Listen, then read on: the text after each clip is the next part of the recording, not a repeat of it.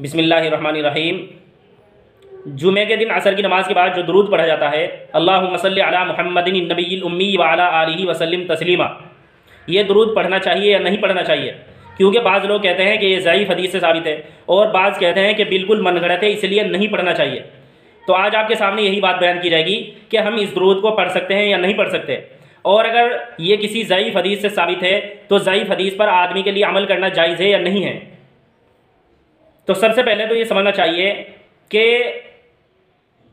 صحیح حدیثوں کے اندر درود شریف کی اتنی فضیلتیں بیان کی گئی ہے کہ اگر آدمی انہی پر عمل کرنے لگے تو ضعیف حدیث پر عمل کرنے کی ضرورت بھی محسوس نہیں ہوتی۔ چنانچہ مختلف صحیح حدیثوں کے اندر یہ بیان کیا گیا ہے کہ رسول اللہ صلی اللہ علیہ وسلم نے ارشاد فرمایا کہ جو شخص مجھ پر 1 مرتبہ درود بھیجتا ہے اللہ تبارک و تعالیٰ اس پر 10 مرتبہ درود بھیجتا ہے، اسی طرح اس کے 10 گناہ مٹا دیے جاتے ہیں اور اس کے 10 درجات بلند ہوتے ہیں اور اس کے نامہ اعمال میں 10 نیکیاں لکھی جاتی ہیں اور 10 غلام آزاد کرنے کے برابر اس کو ثواب ملتا ہے۔ اسی طرح ایک حدیث کے اندر ہے کہ رسول اللہ صلی اللہ علیہ وسلم نے فرمایا کہ جو شخص مجھ پر کہ قیامت کے دن میرے سب سے زیادہ قریب وہ شخص ہوگا جو مجھ پر سب سے زیادہ درود بھیجتا ہوگا۔ اور سب سے زیادہ کی مقدار کیا ہے؟ یعنی آدمی کو 500 مرتبہ پڑھنا چاہیے یا 1000 مرتبہ پڑھنا چاہیے یا 2000 مرتبہ پڑھنا چاہیے؟ تو زیادہ کی کم سے کم مقدار یہ ہے کہ آدمی ایک دن میں 300 مرتبہ پڑھے، یعنی اگر آدمی ایک دن میں 300 مرتبہ پڑھتا ہے، درود بھیجتا ہے، تو یہ سمجھا جائے گا کہ اس نے زیادہ سے زیادہ پڑھا ہے۔ تو بہرحال رسول اللہ صلی اللہ علیہ وسلم نے فرمایا کہ قیامت کے دن میرے سب سے زیادہ قریب وہ شخص ہوگا جو مجھ پر سب سے زیادہ درود بھیجتا ہوگا۔ اسی طرح ایک حدیث کے اندر ہے کہ رسول اللہ صلی اللہ علیہ وسلم نے ارشاد فرمایا کہ جو شخص صبح کو 10 مرتبہ اور شام کو 10 مرتبہ مجھ پر درود بھیجتا ہے قیامت کے دن میری شفاعت اس پر واجب ہو جائے گی۔ صبح کو 10 مرتبہ اور شام کو 10 مرتبہ جو درود بھیجتا ہے قیامت کے دن میری شفاعت اس کے لیے واجب ہو جائے گی۔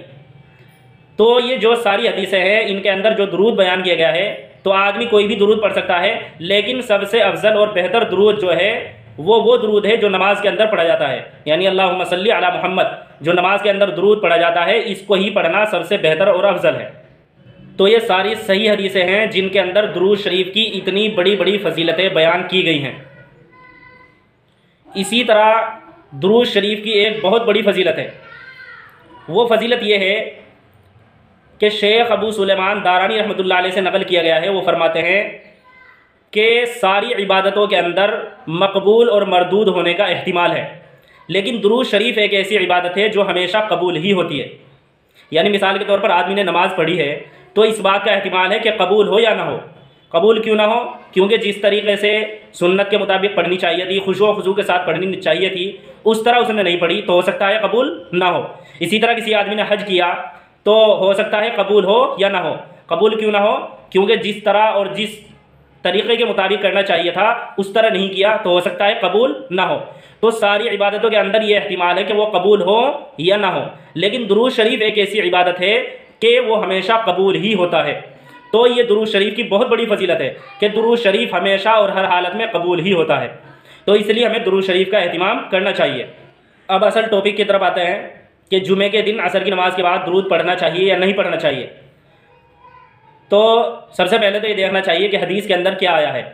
تو حدیث کے اندر آیا ہے کہ رسول اللہ صلی اللہ علیہ وسلم نے ارشاد فرمایا کہ جو شخص جمعے کے دن عصر کی نماز کے بعد اپنی جگہ سے اٹھنے سے پہلے 80 بار یہ درود پڑھے اس کے لیے 80 سال کی عبادت کا ثواب لکھا جائے گا اور 80 سال کے گناہ معاف ہوں گے۔ درود یہ ہے اللہم صلی علی محمد النبی الامی وعلی آلہ وسلم تسلیما، کہ تو جو شخص 80 مرتبہ اس درود کو پڑھتا ہے اس کے 80 سال کے گناہ معاف ہوں گے اور 80 سال کی عبادت کا ثواب اس کے لیے لکھا جائے گا۔ تو سب سے پہلے تو یہ سمجھنا چاہیے کہ صرف 1 مرتبہ پڑھنے پر یہ ثواب نہیں ہے، بلکہ آدمی ساری زندگی اس کو پڑھتا رہے تب جا کر یہ ثواب ملے گا کہ 80 سال کے گناہ معاف ہوں گے اور 80 سال کی عبادت کا ثواب ملے گا۔ یہ نہیں ہے کہ آدمی ہر جمعے کو پڑھ رہا ہے اور ہر جمعے کو 80 سال کے گناہ معاف ہوں اور 80 سال کی عبادت کا ثواب لکھا جائے، نہیں، بلکہ ساری زندگی آدمی اس کو پڑھتا رہے گا تب جا کر 80 سال کے گناہ معاف ہوں گے اور 80 سال کی عبادت کا ثواب اس کو ملے گا۔ دوسری بات یہ جاننا چاہیے کہ یہ حدیث ضعیف ہے، لیکن ضعیف حدیث پر عمل کرنا مستحب ہوتا ہے۔ بڑے بڑے علماء ہیں جیسے علامہ ابن حمام، علامہ ابن حجر، امام عبد الحی لکھنوی، اور علامہ شمس الدین سخاوی، یہ بڑے بڑے علماء ہیں جنہوں نے اس بات کی وضاحت کی ہے کہ ضعیف حدیث پر عمل کرنا مستحب ہوتا ہے، اور مستحب کا مطلب یہ ہوتا ہے کہ اگر آدمی عمل کرے تو ثواب ملتا ہے، اور اگر کوئی عمل نہ کرے تو کوئی گناہ نہیں ہوتا۔ تو اگر کوئی جمعے کے دن عصر کی نماز کے بعد والا درود پڑھتا ہے تو اسے ثواب ملے گا، اور اگر کوئی نہیں پڑھتا تو اسے گناہ نہیں ہوگا۔ کیوں؟ کیونکہ جمعے کے دن عصر کی نماز کے بعد والا درود پڑھنا مستحب ہے، سنت نہیں ہے۔ لوگ سنت اور مستحب میں فرق نہیں کرتے، جبکہ سنت اور مستحب میں دو فرق ہیں۔ ایک فرق تو یہ ہے کہ سنت پر اگر کوئی عمل نہیں کرے گا تو گناہ ہوتا ہے، اور مستحب پر اگر کوئی عمل نہیں کرتا تو کوئی گناہ نہیں ہوتا۔ دوسرا فرق یہ ہے کہ اگر آدمی سنت پر عمل نہیں کرتا تو اس کو تھوڑی بہت ملامت کی جا سکتی ہے کہ بھائی تم سنت پر کیوں عمل نہیں کرتے، تم سنتیں کیوں چھوڑ دیتے ہو۔ لیکن اگر کوئی مستحب پر عمل نہ کرے تو اس کو ملامت کرنا اور لعن طعن کرنا جائز نہیں ہے۔ تو یہ دو فرق ہیں سنت اور مستحب میں۔ اسی لیے اگر کوئی جمعے کے دن عصر کی نماز کے بعد والا درود پڑھتا ہے تو اچھی بات ہے، لیکن اگر کوئی نہیں پڑھتا تو اسے لعن طعن نہیں کرنی چاہیے، ملامت نہیں کرنی چاہیے، اسے گھور گھور کر نہیں دیکھنا چاہیے کہ اس نے عصر کے بعد درود کیوں نہیں پڑھا ہے۔ کیونکہ یہ ضابطہ ہے کہ شریعت میں جو چیز جس درجے کی ہو اسے اسی درجے پر رکھنا چاہیے۔ اگر کوئی چیز فرض ہے تو اسے فرض سمجھنا چاہیے، کوئی چیز واجب درجے کی ہے تو اسے واجب ہی سمجھنا چاہیے، اور اگر کوئی چیز سنت درجے کی ہے تو اسے سنت سمجھے، اور اگر کوئی مستحب درجے کی چیز ہے تو اسے مستحب ہی سمجھنا چاہیے۔ اگر آدمی مستحب پر اتنے پابندی کے ساتھ عمل کرے گا کہ اسے واجب کا درجہ دے دے گا تو یہ ناجائز ہو جائے گا۔ جیسے مسجدوں کے اندر عشاء کے بعد تعلیم اور مشورہ ہوتا ہے، تو نہ تو فرض ہے، نہ واجب ہے، نہ سنت ہے، صرف آپ مستحب کہہ سکتے ہیں، صرف آپ مستحب کہہ سکتے ہیں کیونکہ ایک ثواب کی چیز ہے۔